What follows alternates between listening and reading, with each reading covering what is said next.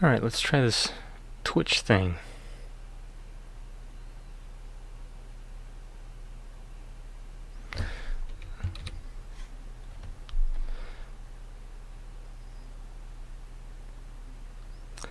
We are going to look at Gravit.io, and I'll give it just a second. Hopefully we'll have some viewers. I am streaming on Twitch. This time we'll see how it goes. And for my subscribers on YouTube, I haven't done this before, so we're going to experiment. We're going to try it out. But yeah, it's my first time broadcasting through Twitch this way. I'm using OBS. Hopefully this all works out. And so far I don't have any errors. I'm hoping that the audio is okay. Okay, let's see here. Some viewers. I'm streaming on Twitch. This time we'll see how it goes. And for my subscribers on YouTube, I will give that a little bit more. I've done this before, so we're going to experiment. We're going to try it out, but hopefully that doesn't screw anything up. Alright, so that should be going. Gravit.io is a web-based vector graphics application, and if you haven't used it before, I suggest go ahead and sign up. Gravit.io. Real easy. It's free from end to end. It's great, and you can do all kinds of stuff with it. So if you want to follow along, if you happen to be watching, go ahead and do so. I will try it. I've got the chat open here, so if I do have any viewers, I can answer your questions, hopefully. And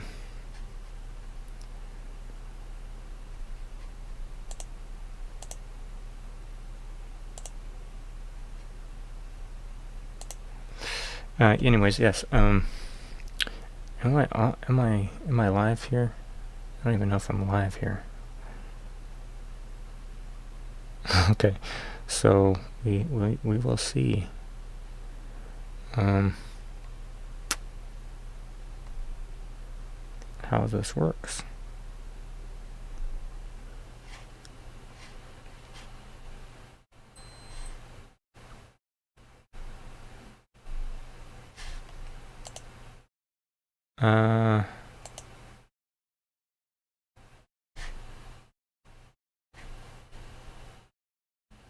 Do I get a...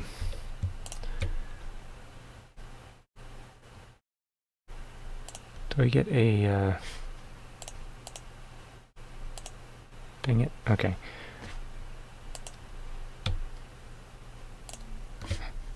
Do I get a link? A video link? Is that possible? Rated M for mature. There it is. Okay.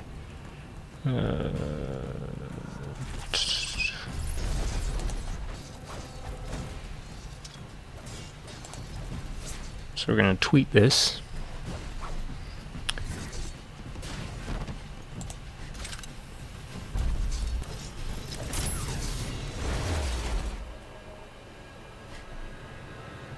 Thanks for watching.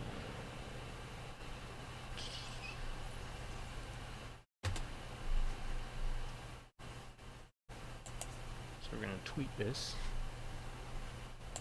Okay.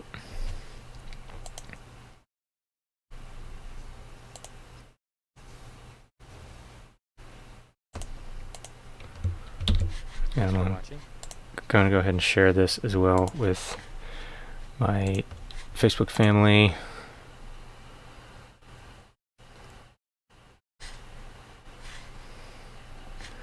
You know what? Let's just test this out first, and then if this stream goes well, I'll share it with the rest of the world. Okay, so Gravit.io. Hopefully this has given everybody a chance maybe to sign up so you can follow along in this live video stream.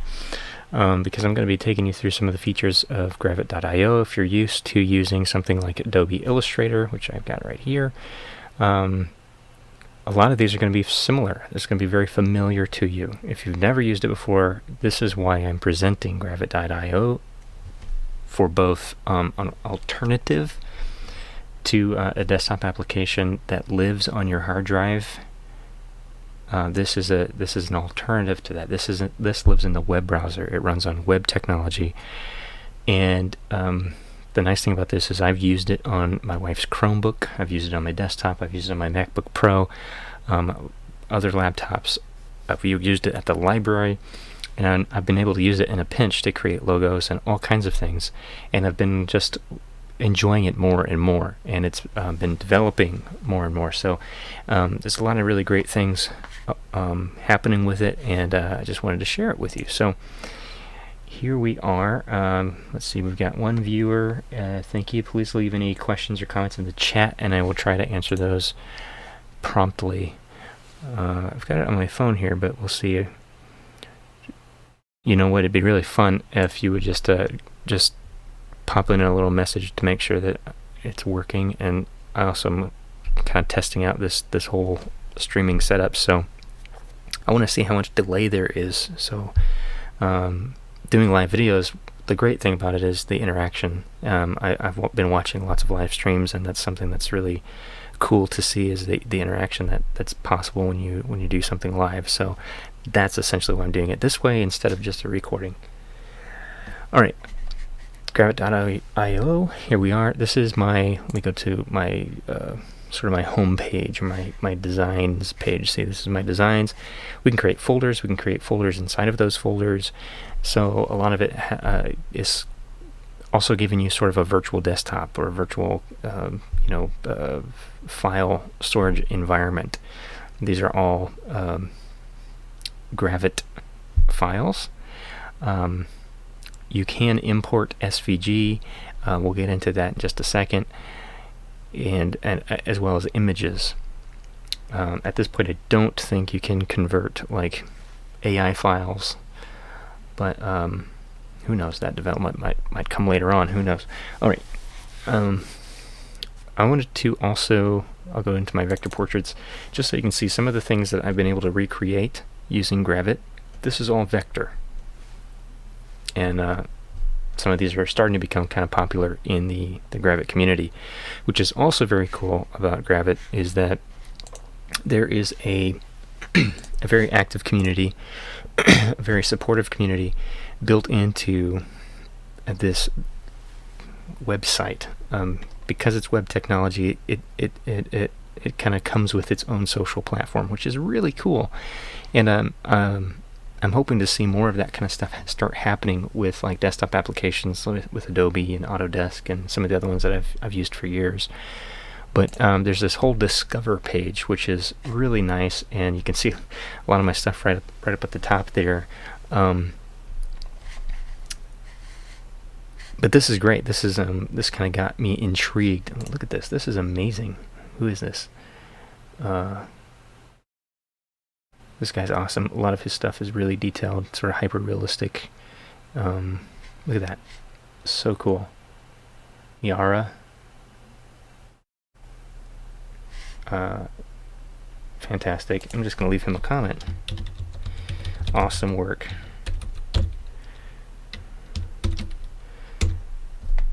So just like a post, you can interact with these designs. You can share ideas, and you can share messages, and people can share with you, which is just really, really cool. And that does not happen with a desktop application. At least none of the ones that I've used have something like that. Where you can interact with people. You could even make friends. Who knows? As well as be able to see other people's work. Now you can choose whether to publish this to the public. Even while you're still working on it, you can make it viewable to the public, which is nice. But then there's also these other interesting things. So, for example, this Deadpool one here. I've already made this public, but if I right-click, I get a bunch of different options. I can change the status of this. You can also collaborate with people, which is pretty cool. So I could share this with a particular person, if I have their username, and we could work on a document together. We could work on an illustration or a layout. We could do that together, and I can change the visibility of this. If I want to make it private until it's done, fine. It's private by default, so don't worry about that. But this is really cool, and I can change the status. If it is on hold, is it in progress? Does it need review, or is it approved? I'm wondering how well this may work with clients, actually, customers, who maybe like for logo projects and stuff. Obviously, I wouldn't want to have them editing. Well, maybe I would. Maybe in a particular case, that might be something that I would want to do. I don't know. But I've never had that ability before.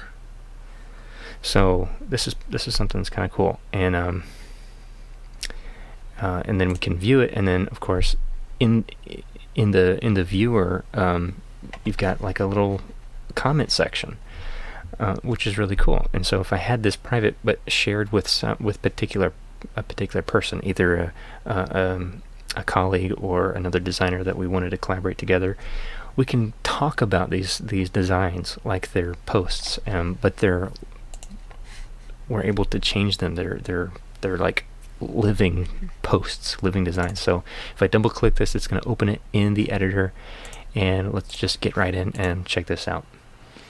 Again, thank you for watching, whoever that is, and for all my YouTube subscribers, this will be available on YouTube once I figure out how to do that. So here we are in Gravit, and this does I'm sure will remind you a lot of Illustrator or Photoshop or pretty much any creative application, modern creative application nowadays. And it's set up in a very logical way.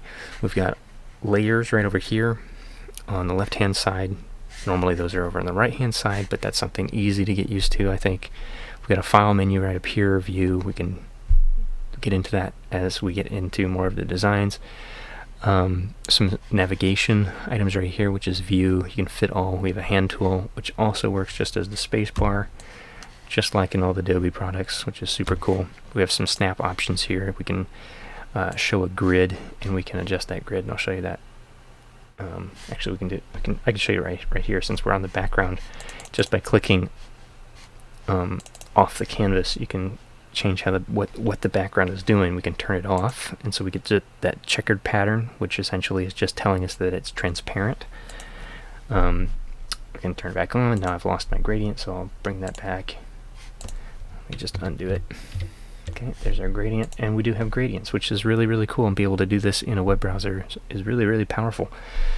We can adjust those gradients. We can add in gradient stops and change those colors. Crazy. We can also get rid of them just by dragging them out of the gradient bar there. We have radial gradients, and I'm not going to change it because I don't want to mess up my design. So we have the grid options here. Right now this document is set up for pixels, so if I change this into something like inches, we can see it changes the grid size down here to keep it the same as it was. So now it's like 0.139. So if I wanted to set up a document for inches or centimeters and have a grid system so I could create layouts, we can do that, and it's great. And we also have oops, there we go. Under the view menu, we can view rulers. Control-Alt-R, we can view our rulers, and we can drag in guides. Isn't that cool? We can snap those to the grid. Very cool. We can get rid of them. Let's see, if I just drag it off here, does it get rid of it? It does. So just like Adobe products, drag in guides, snap them to the grid, and we're good to go. So really, really cool.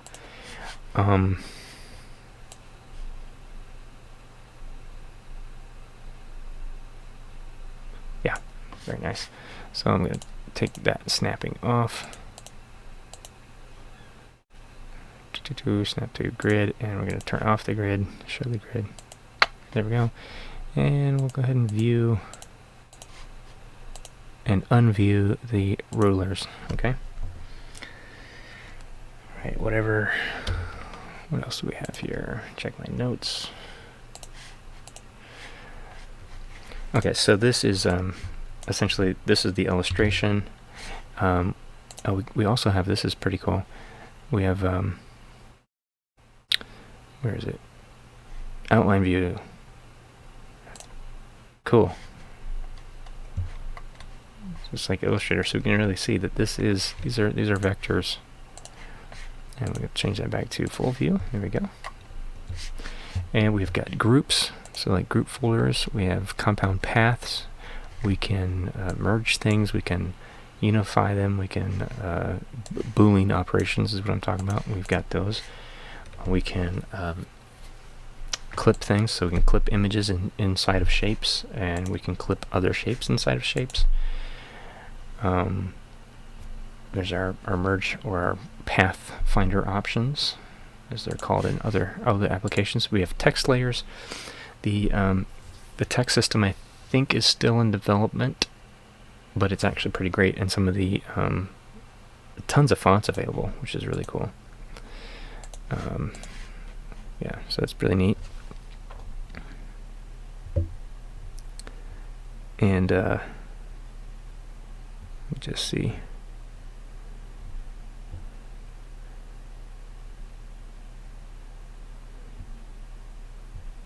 Okay. Yeah, so if I ungroup this, got shortcut key commands, which are also really nice. You can see that this is made up of all these little pieces, and there's groups inside of groups as well. There we go. And we will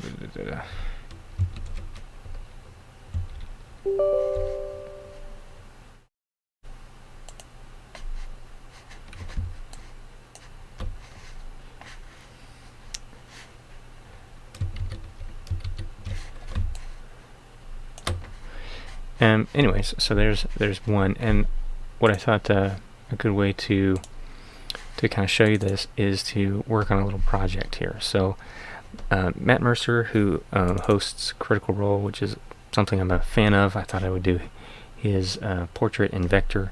I've done these a lot before if you've watched my YouTube channel in Google Drawings, and Google Drawings is a great web application. It lives inside Google Drive, and I've done a lot of videos about it, so check out my YouTube channel if you want to find out more about that. But Gravit gives me a lot more options, and it also gives me more powerful tools to be able to use, and so I've been working with it a lot more, and I look kind of tired and kind of crazy. Okay, so let's get into this. So I just dragged in an image, and I can lock layers. That's something also very powerful, and I can't do that inside Google Drawings. I've got this Bezigon tool, which is like just a polygon tool. I can create straight line, essentially polygons with it. So that's what I use, and gives me just straight lines. So. And I can turn off the fill while I continue working, which is something that's just really, really cool. So all the properties right over here. By the way, I'm going to touch screen, so I can do this with my finger as well, which is kind of fun. And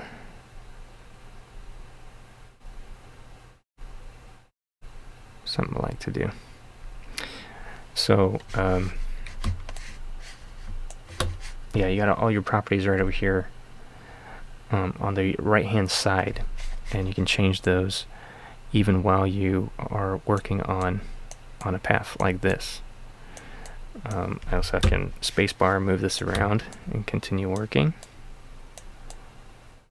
It's really cool because I know that there have been people who've been trying to use Google Drawings that have been very frustrated with their line segments closing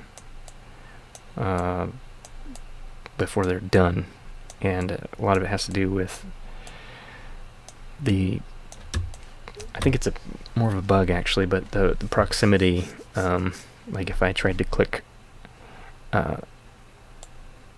too close to my last line, it thinks I'm double clicking. where here I can just pick it up and move it some more, which is just really, really nice. I also like that I can click and hold down, and I can move this still and let go, and then it plots the point.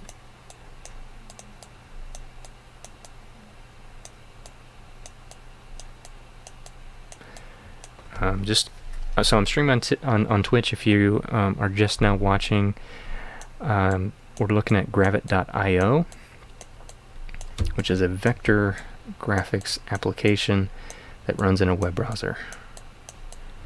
And I'm going to quickly go through. Essentially, I'm just tracing this photo, and we also have transparency in the appearance panel, which is just oh so heavenly. I love that, and it's really easy to use.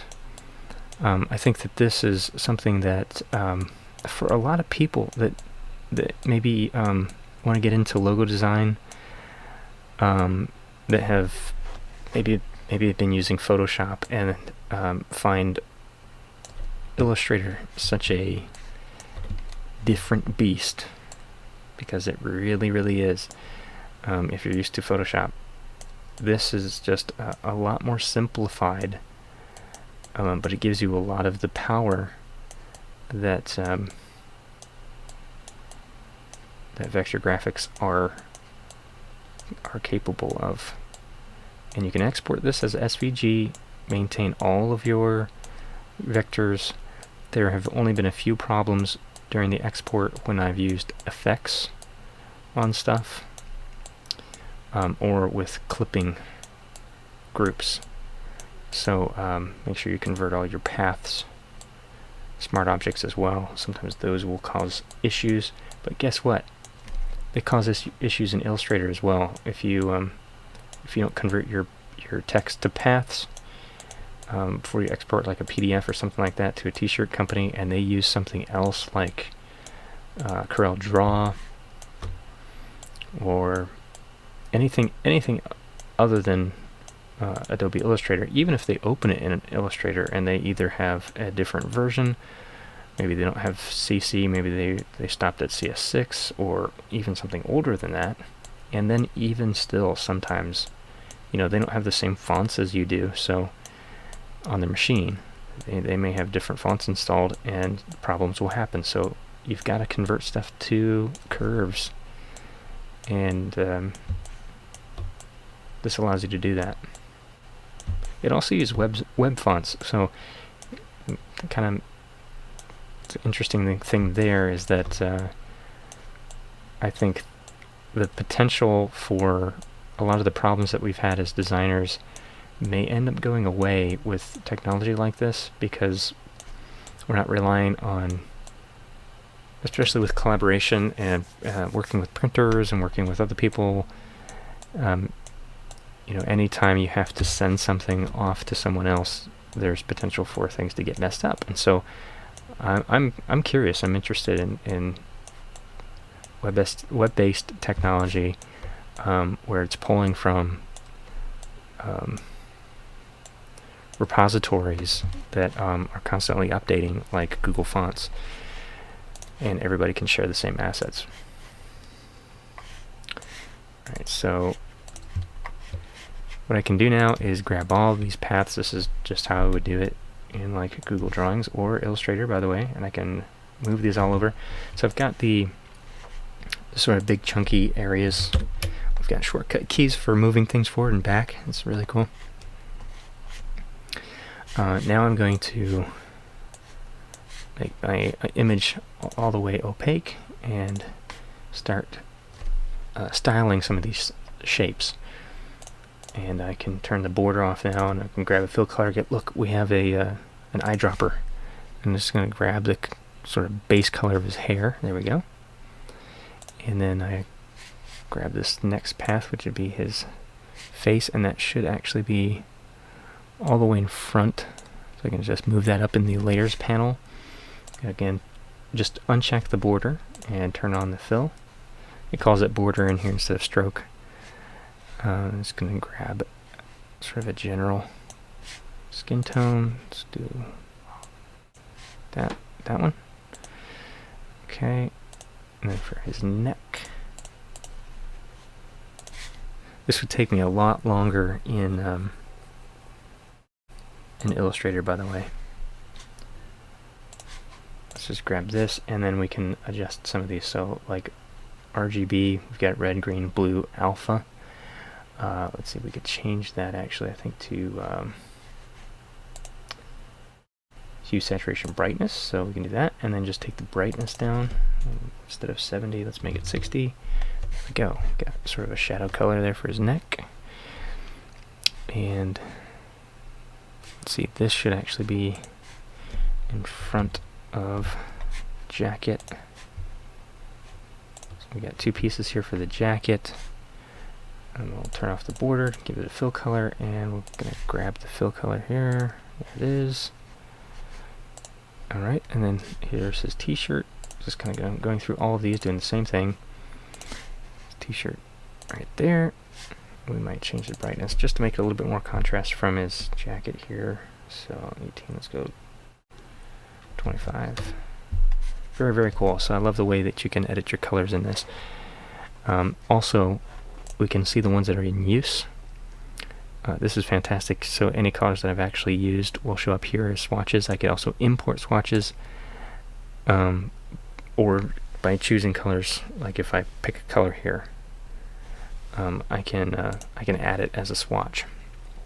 If I know the hexadecimal color, I can plug that in and add it as a swatch, so we can save our swatches in the document, which is really cool. I know a lot of people who they'll start designs based on a color scheme, and so you can find all of those colors, find the hexadecimal code for those colors, and plug them right in.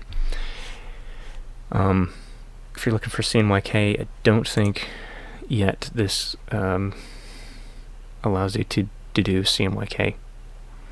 But man, for what you can do in a web browser, I think it's still pretty fantastic.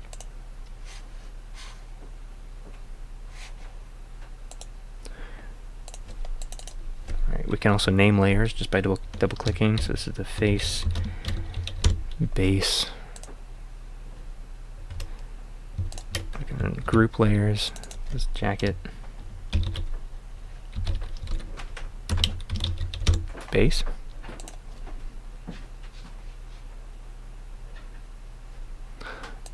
Neck. And you see as I hover over the layer in the layers panel, as well as when I hover over the object on the screen itself, you can see it highlights with a green outline. Okay, this is the shirt. This is just very cool that you're able to name your layers like this. And this is the hair. So we'll have a couple more layers in front of his face for the hair that sweeps down in front of his forehead and ears.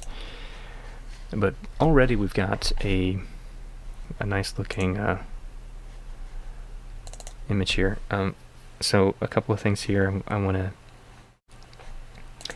to make sure that his hair here goes all the way behind his neck and jacket, so I don't have any white lines peeking out, as well as his shirt here. So let's grab his shirt. I'm going to switch to the sub-select tool, which is S, and just move that a little bit here. And again, his hair, you can hold down Control to zoom, and go to the sub-select tool, make sure his hair, I want all of these shapes to kind of overlap just a little bit, so I don't get any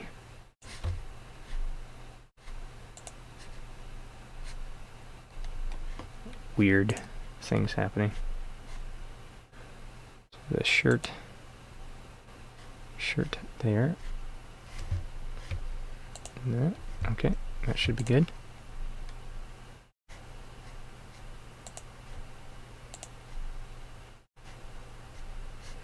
Right.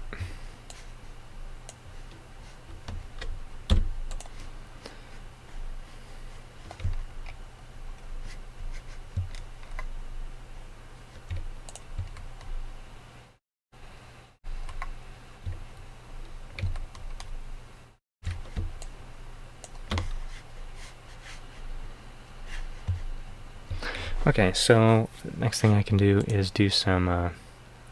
oh wow, thank you guys for watching. Please leave some comments. Oh, have I stalled here? Is it... Checking the stream. Did I kill it? Oh, we're still going. Okay, fine. Let me know in the comments if things are not going well. I'll try to correct them.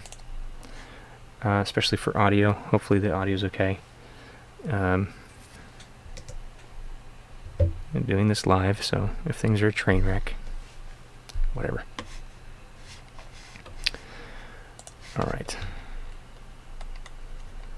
So, I'm going to go to B for my Bezigon tool.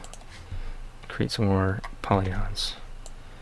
And I want to figure out some features of his face here. Turn off my fill for now, so I just have the line. Makes it much easier to see what I'm doing with the reference image as I essentially just trace over this. So this whole side of his face here, I'm just going to give a little bit of a shadow. Yes, his cheekbone here comes out more, so it's lighter. It's getting hit by the light more. But I'm going to create the shape.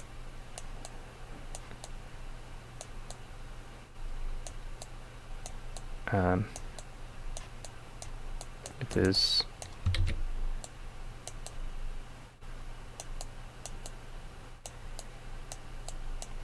sort of as almost like 3D modeling. I want to start with like low polygons, and so I'm going to create this sort of big shape first to establish sort of large areas of the typography of his face, and get some shadows and stuff in here as well. So it takes practice to kind of see things this way, I think. I know a lot of people who've been watching my YouTube videos seem to have a hard time with this part of it, and so again, that's why I'm doing it live, so you can see kind of how I build up everything. So I also want to get, there's some shadow here underneath his chin going down across his neck.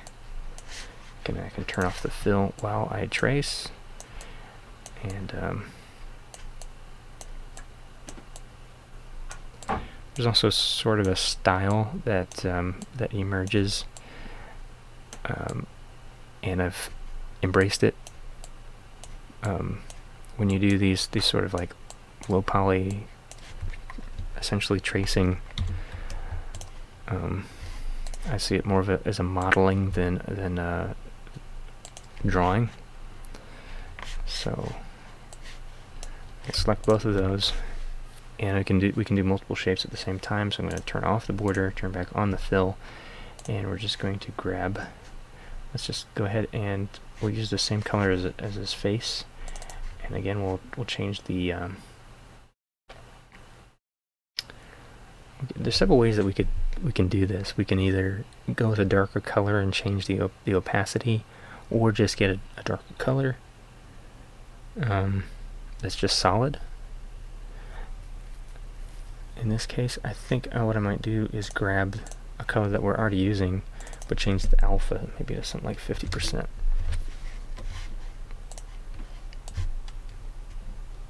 And then I'm holding shift as I move it over. Okay, so now you can see there is some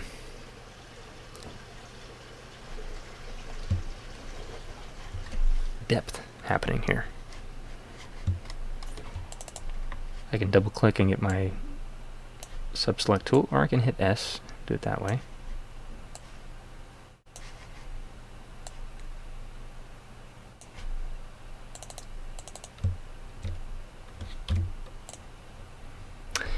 What I did just there is I went to B, I hit B, you can add in a point, go to S for my subselect tool and move that point.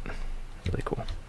So what I think I want to do here is actually make these two areas, I want them semi-transparent.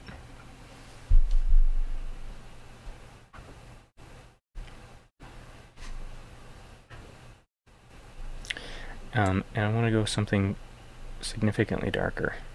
Maybe go with his hair color and then make this something like 25%.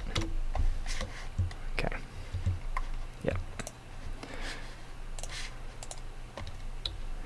Now when these overlap, it'll be almost like multiply. So I can use less shapes to create more depth. Just like that. Cool. I'm going to go ahead and save. Okay, so we've got save. And I can continue working on this. Let's see if it's not too boring for everyone.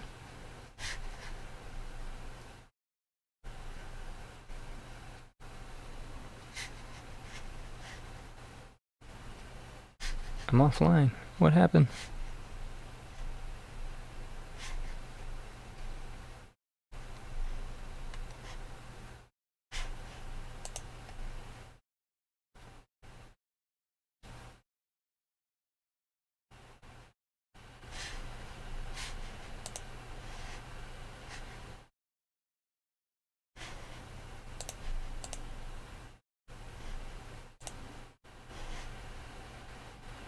Just checking the stream, making sure this is all working. It looked like I went offline.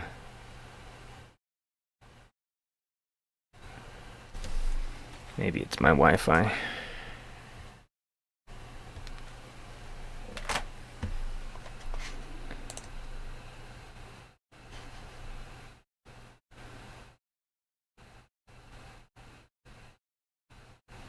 Okay, looks like we're back.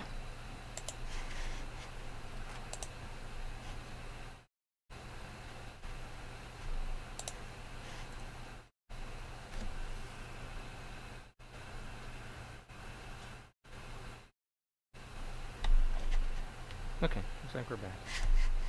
Alright. It's like a 20-second delay. Okay, so here we are, Matthew Mercer. If you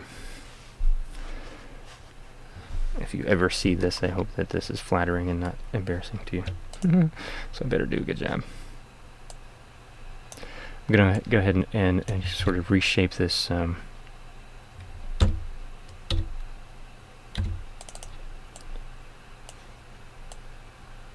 shadow and just make it cover this whole side of his face. The thing with vectors, I'll go back here and look at the reference. Yep, is nothing ever happens all at once. Just like a painting, it's best to build things up in layers. Alright, so now I've already got sort of the edge of his nose. I wanted to put more shadow on that side of his face because that's how I see it here happening in the photo. And I'll go ahead and grab this. Something also very, very cool about Gravit, if I do a Control C or Command C, I can copy that shape. Now what I want to do, I'll go back to B, this is my Bezigon tool, is gonna click and just create another shape. And you see right now my fill and my border are not the same as they were before. I can just hit F4 and that's going to paste. That's also under the edit menu here. I can paste the style. I'm going to paste the style. So now as I continue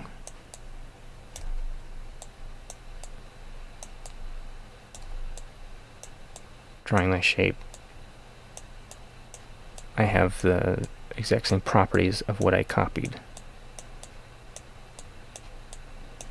And I'm going to grab his eye in here as well.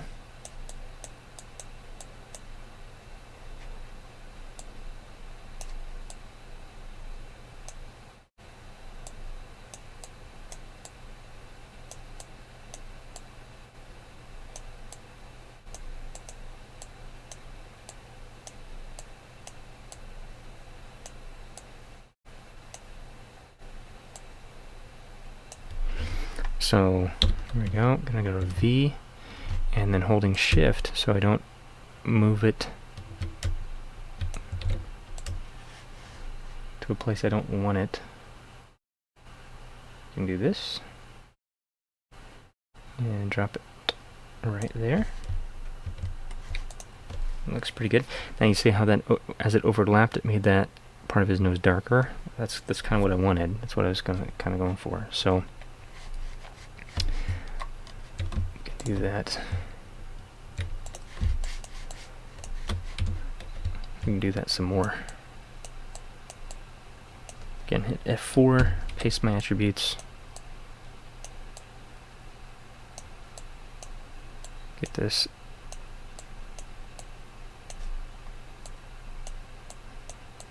shadow here between his lips.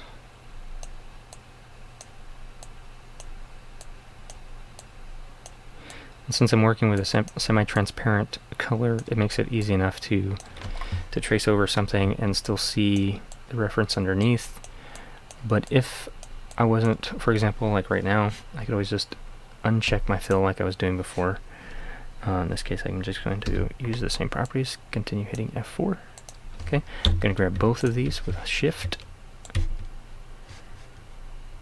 move them right on over. I can also use arrow keys to nudge this into place. Like that, looking pretty good.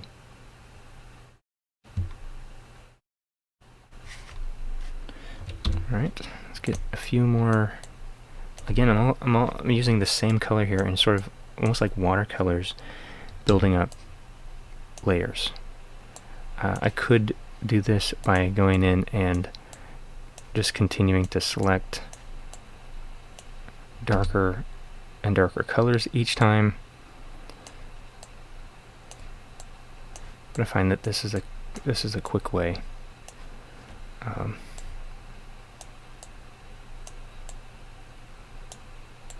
Since essentially I wanted all the same color, just different tones of that color.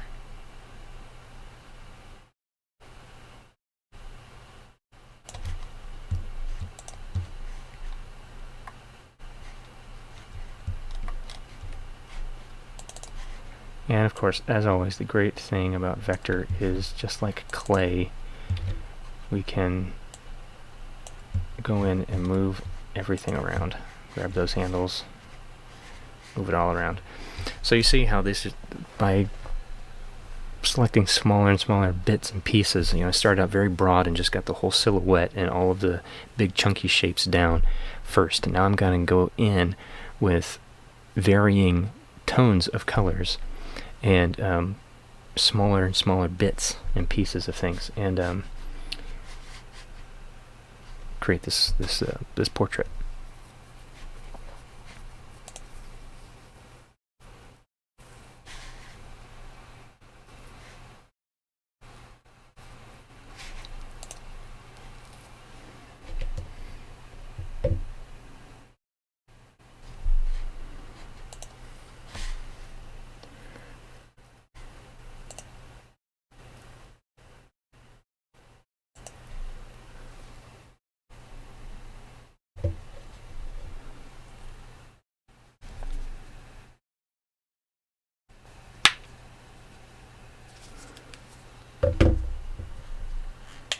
No, I was just checking, just checking the chat, making sure if there's any questions that I get to them. So, all right, let's just keep going here.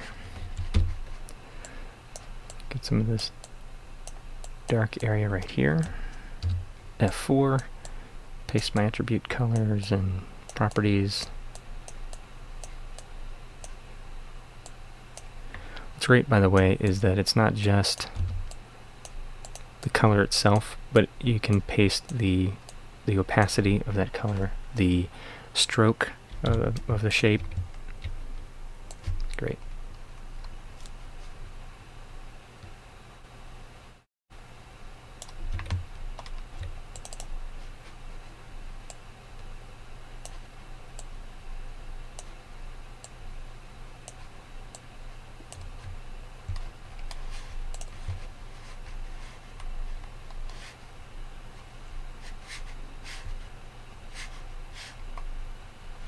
these two areas, this one for sure, I actually am just going to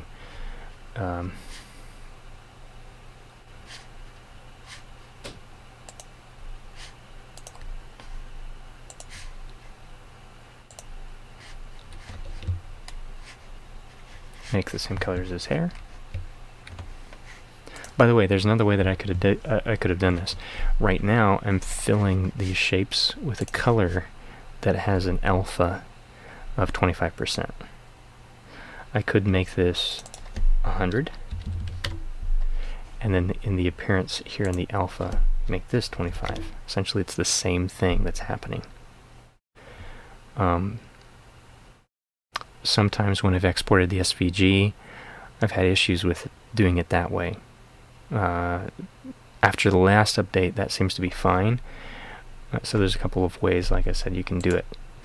I could make the actual color with a 25% alpha, and then under the appearances, the overall object itself is still at 100% transparency, or opacity, I should say.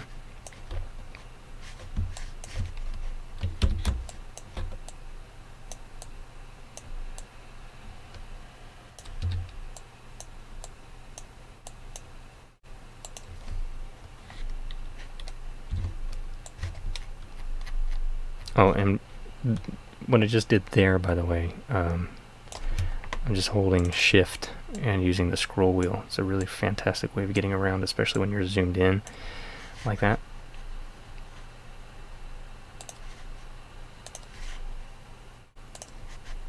Oh, not the border, that's not what I wanted. Let's get rid of the border. Fill.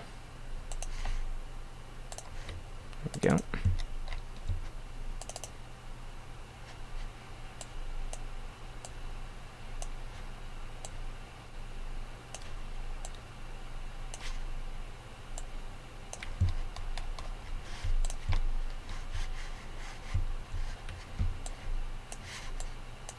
We're just getting more and more detailed. Let's grab this color again. I want to go in and just make one more shape underneath his nose here. There's just a little bit more, just a little bit darker right under his nose, and a little bit of a cast shadow that kind of just goes off this way a little bit.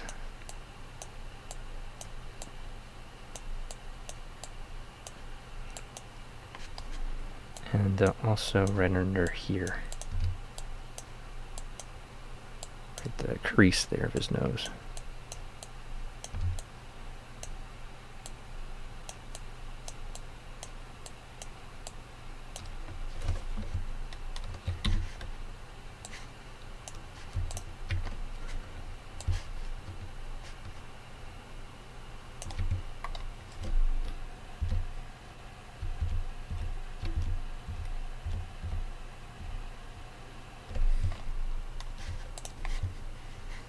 Cool. Save that again.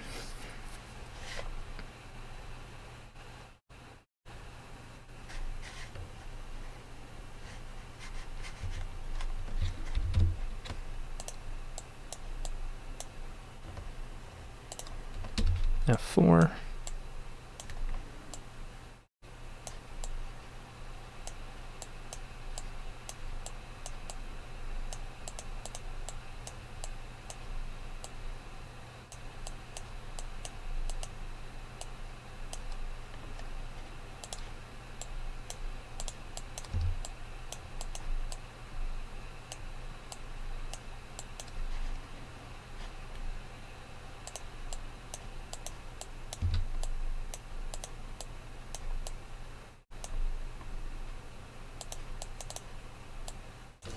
Oops.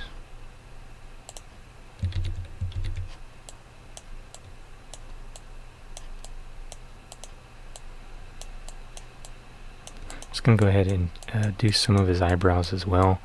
At least kind of some of the base. I don't want them to look too sharp.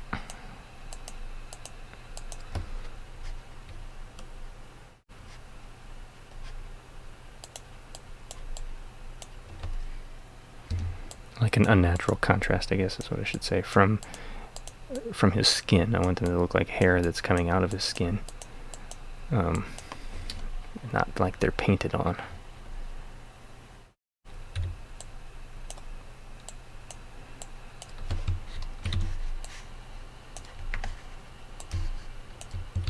Whoopsie. I'm gonna go ahead and lock that, lock it good. The reference photo.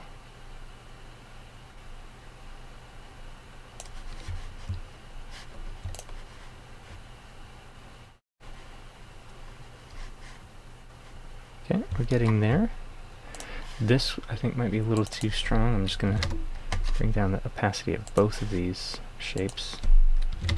So another cool thing is I can go in and, without changing the color itself, I can just change the overall opacity of those two specific shapes or objects, the paths, and kind of soften that up a little bit. Alright, he's got a little stronger shadow right here on the side of his face. Again, I'm just still using this color, which is the color I sampled from his hair.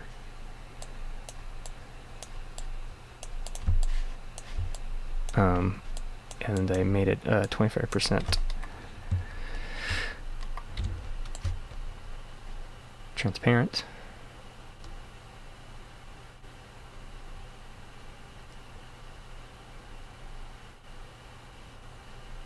And this isn't exactly lined up with what I made over here. That's probably more like it, but since I'm the artist, I don't have to make it exactly how the photo is. In fact, that would be quite boring. I might as well just use the photo. So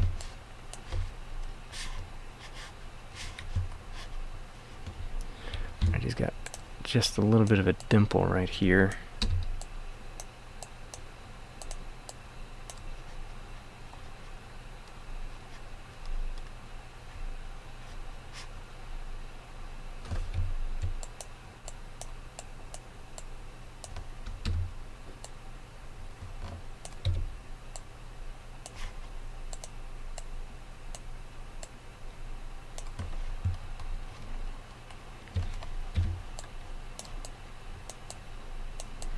And in fact, I'm going to use that as the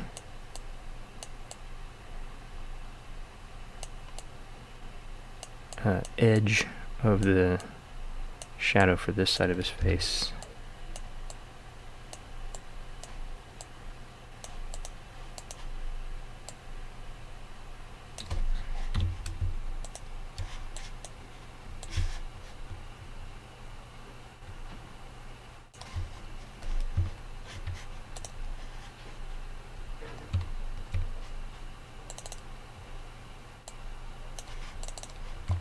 But again, I don't want it to be too strong.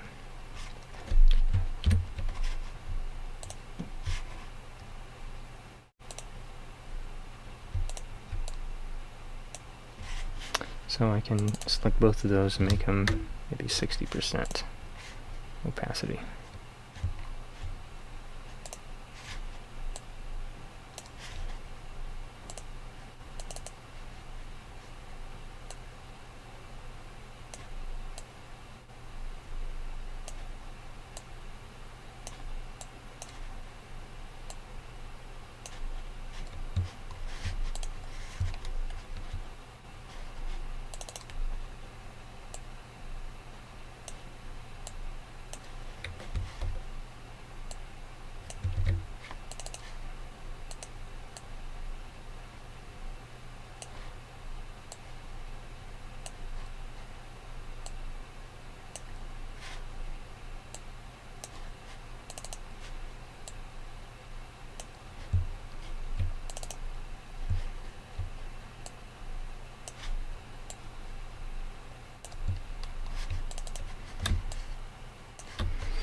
It's starting to look like Matthew Mercer.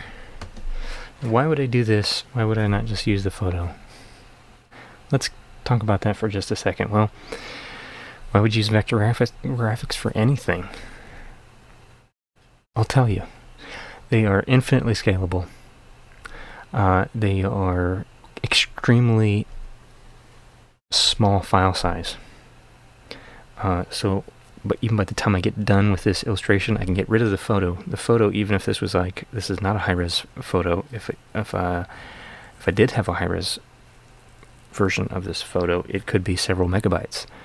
When I get done with this headshot, the vector form of it, I can get rid of the reference photo, and the vector form of it will be less than a megabyte. It will be kilobytes of information, as long as I don't have any other images in here.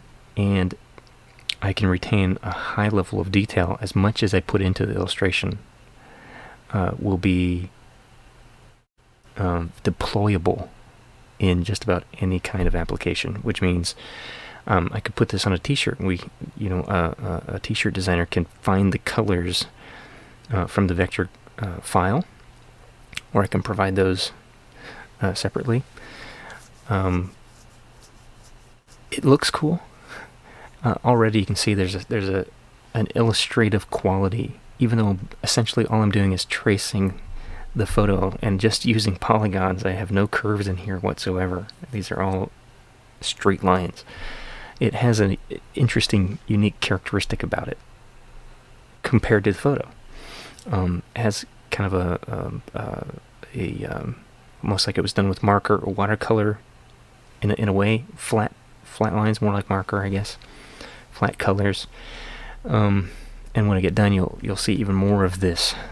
The illustration will come more to life, looking more like the photo, but with a particular character. And it's not something that you can duplicate in something like Photoshop in a pixel program with just a few filters. It's not going to happen. Not the way that this looks.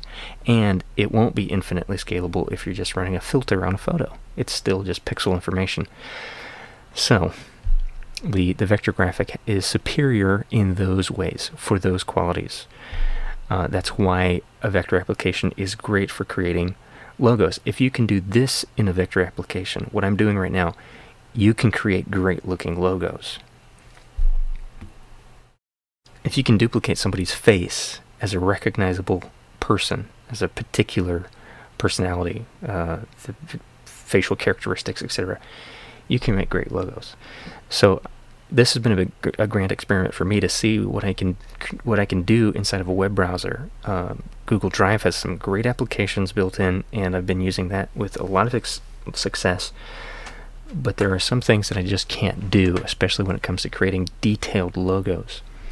I have been able to do things like I'm doing right now that I'm showing you, but taking them any further than living inside of Google Drive has been a bit of a challenge. And what I've had to do is basically just download the SVG file, open up Adobe Illustrator, and do the rest of it in there, which is totally fine. I'm usually sending them off to people anyway who have Adobe Illustrator. But if I don't, and again, just for my own pleasure and for my own experimentation, using exclusively web-based technology to create the same thing that I've been using, sort of a combination of things before, is just part of my exploration. So, human face, beautifully complicated, wonderful thing, exercise to try to recreate just using shapes and colors. And that's what I'm doing. So we already have, I think probably anybody who follows Critical Role or Matt Mercer's career in general online could see his personality come through in just what we have done so far. Excuse me. So I think that just for those reasons, it's very cool. I'm going to continue, but I'm going to focus on just one piece for the rest of this stream. Probably 15-20 minutes left. I just want to create one of his eyes, and I'm going to continue working on this. Oh, by the way, we've got a great zoom tool, and then hopefully I'll post the results for everyone, whether you watch it on Twitch, or I'll post this stream as well once it's finished to my YouTube channel. You can watch it on there. Alright, so the eye, I love doing eyes. let me think for just a minute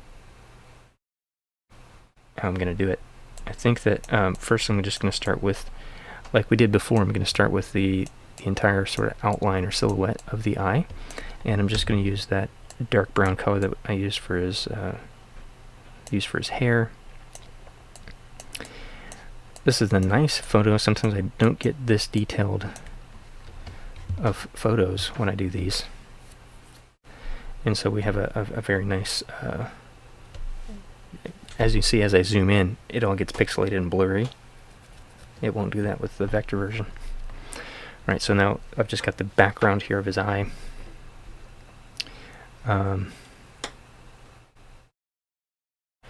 Next part I want to do is actually, I'm going to do the iris.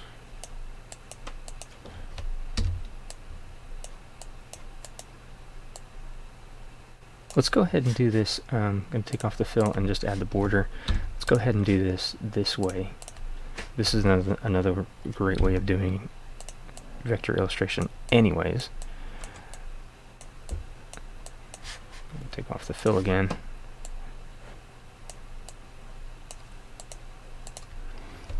So I'm just getting my shapes.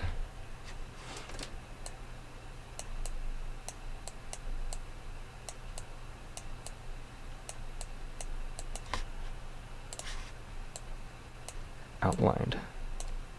I'm going to leave a little bit of his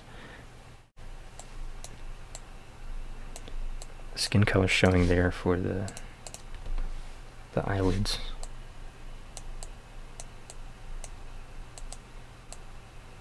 There we go. Alright, so I'm going to grab these pieces. Nice thing is I locked my photo layer, so I can select things much more easily. Okay, so I've just dragged this over here so that I can deal with it. In fact, let me just, this is where things get fun and messy. I'm just going to drag it right here and build the eye as its own little separate thing. Alright, so let's grab this piece and we'll give it that color. These two pieces, I'm going to turn off the border again, grab the fill, and I like to use, let's just use the eyedropper. There's a nice pupil color. Turn off the border. Let's grab his eye color. Grab, it's kind of a grayish blue eyes. Alright.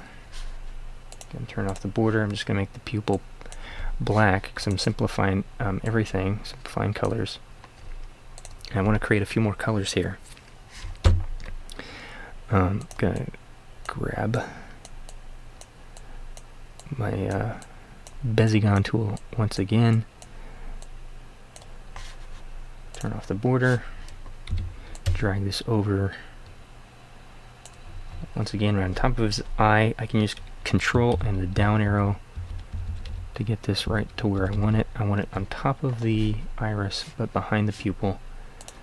And we're going to grab a color, again, from his eye that has a little bit more blue in it. And I can see that I need to move it further up. And I'm going to adjust my color just to give it even a little bit more blue.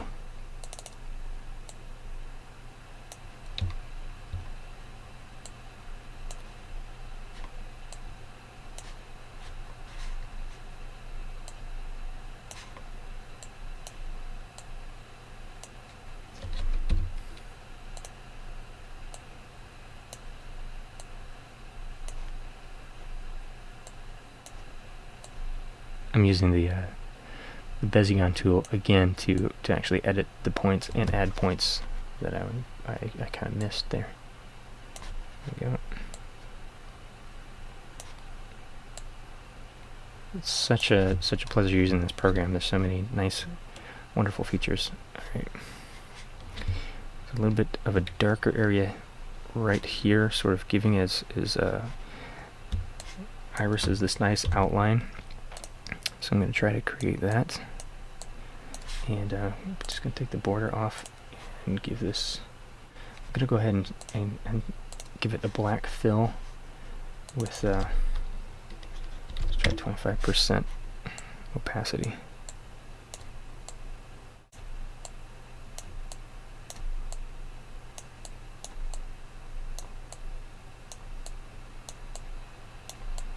If we're lucky, we might even be able to just duplicate this eye or parts of it so that we can speed up our vector build illustration.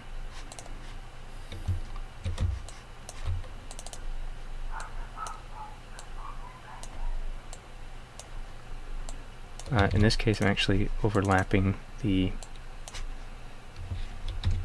black area that I just created, kind of over everything. 'Cause I kind of don't mind if it's overlapping his eye. It will help make it a little bit more soft in transition. It won't be just one flat color directly into another color. Right, we'll go back to our Bezigon tool, and there's a couple of highlights in here that I want to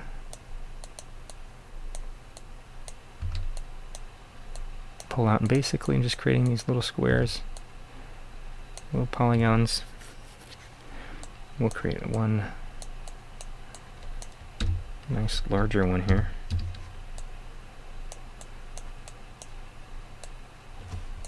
Like this. And move that back.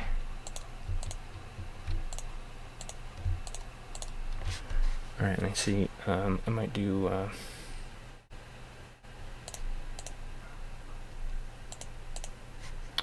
I just do a lighter color of the no. Okay, there we go. The brightness and go to 60. Let's see how this looks.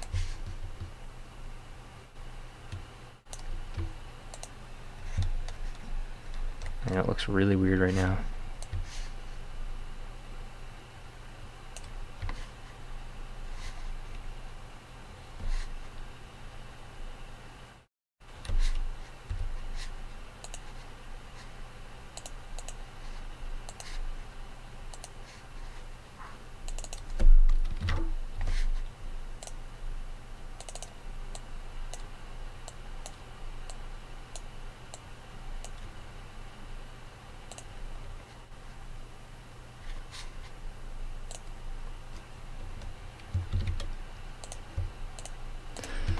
So what I did is just copied, whoops, this color,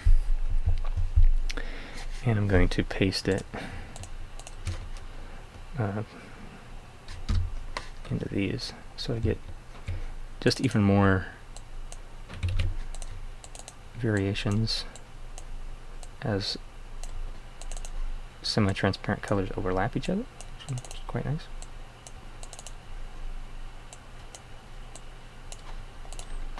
This one I might make just a bit brighter. Yeah, okay, like that. Maybe a little too much. Okay. Alright, now put the shines in his eyes. Turn off the border, make this white, and give it an alpha. Let's do the alpha here. There's kind of two shines here. Again, I'm oversimplifying things. Copy that. Paste those attributes. Move it right on over.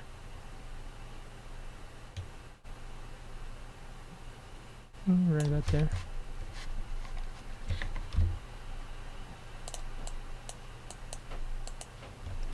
And we'll make this sort of the primary shine, and I'm gonna like a secondary one. And I can also, with this sort of 50% white, go ahead and put in a little bit of depth in his eyes. I like to do it this way and just sort of highlight the bottom edge. One, it kind of helps give the illusion that the eye is inset in its socket. And that there would be a shadow underneath here. I'm gonna do his eyelashes. I don't normally do eyelashes on guys, but if I do them right, it won't look odd. So I'm not going to give them much detail. And I'm just going to forego the bottom of the eyelash. Okay, and I'm going to move it up just slightly.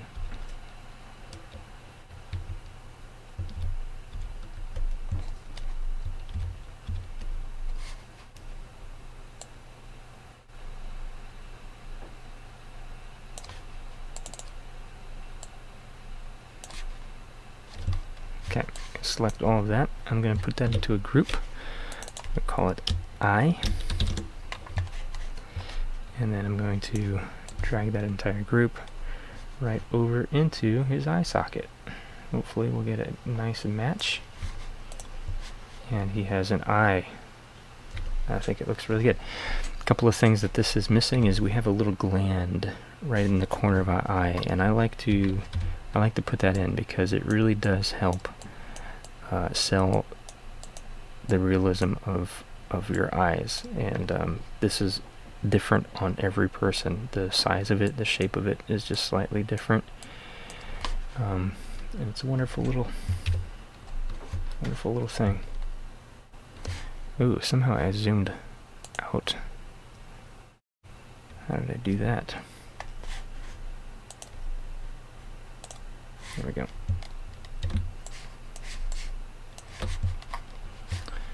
Alright, let's take off the border. I'm just going to move it right on over, and I'm just going to grab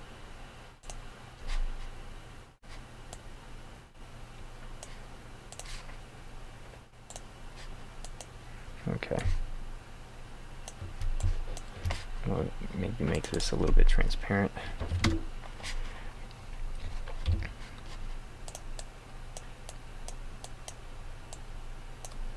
And now I'm going to actually get a color that I've used.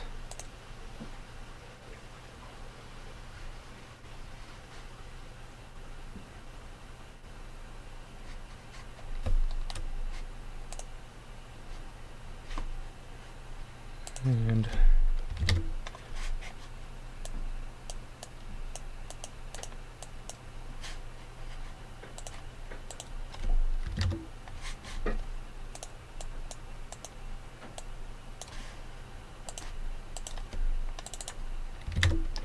I really like being able to type in specific colors and specific values. Makes things really, really nice. And just so this isn't like really, really overboard, let's go ahead and grab these. Make these all like 35%. And then this should match right up here with the edge of the eye.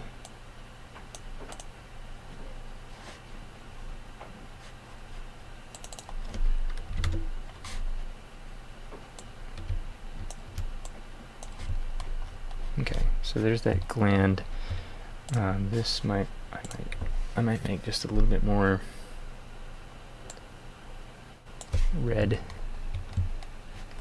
And I might, let's make these two the lighter ones, this one the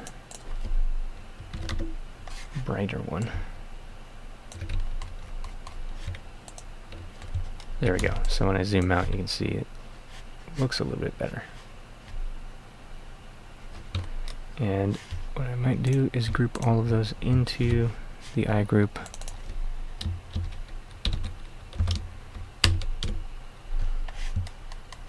There we go.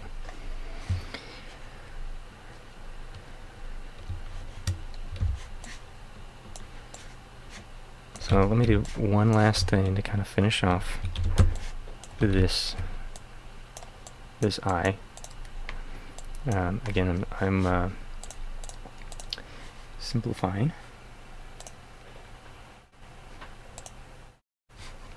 There's the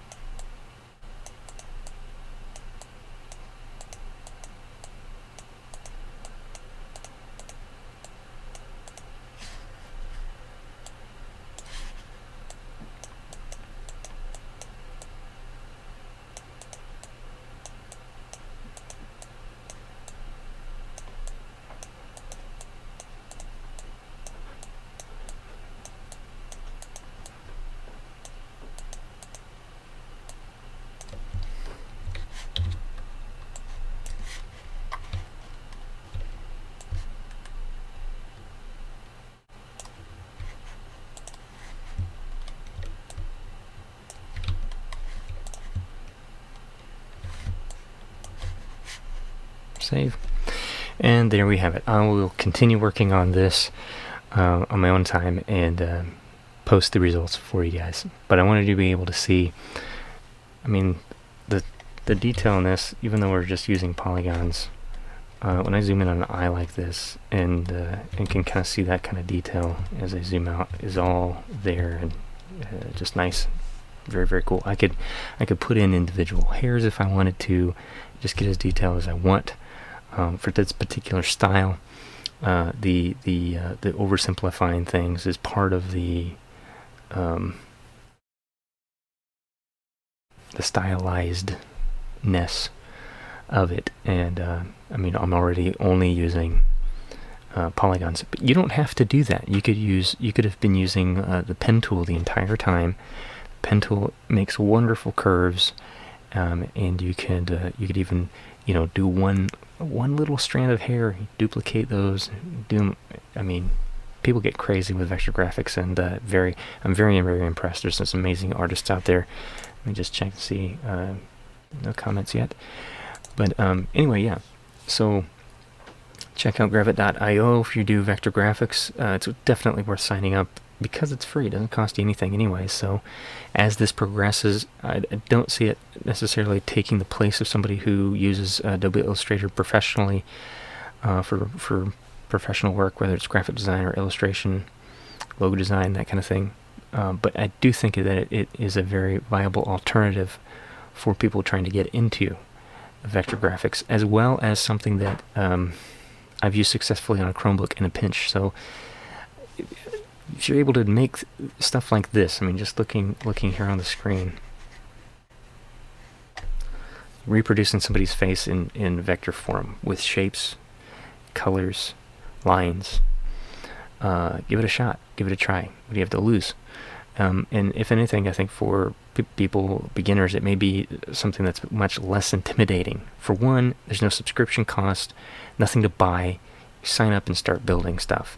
There are also many other ways. You don't have to use it for illustration. You can use it for layout and typography. There's some great text stuff, which maybe I'll do in another stream, and focus more on typesetting and that kind of thing. You can adjust kerning on this, which is fantastic, and line spacing.